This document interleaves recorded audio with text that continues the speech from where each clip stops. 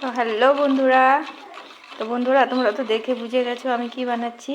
তো চলো আজকে অনেক দিন পরে একটা কেক বানাবো। তো এখানে আমি ডিম আর চিনিটা এই যে দেখো ফেটিয়ে নিচ্ছি। আর দেখো 1 কাপ আটা নিয়েছি। তো আমি আটা দিয়ে করব, ময়দা দিয়ে করব না। তো পুরো রেসিপিটা শেয়ার করলাম না, কারণ কেক বানাতে তো অলমোস্ট সবাই কম বেশি জানে। তো চলো এবার আমি আটাটা এখানে দিয়ে দেব, তারপর তোমাদেরকে একটু পরে আবার দেখাচ্ছি।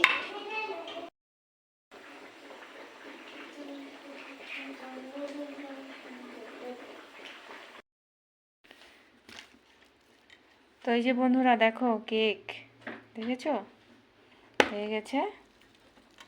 চলো কেকটা এবার আমার মেয়েকে দিয়ে কাটাবো।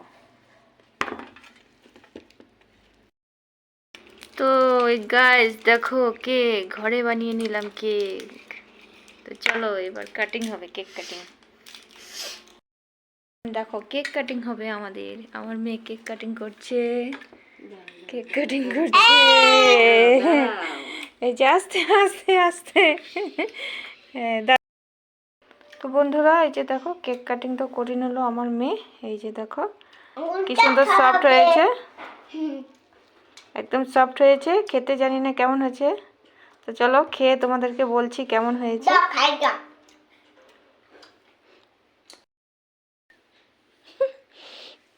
কেমন হয়েছে বলো? ভালো লাগছে, টেস্টি।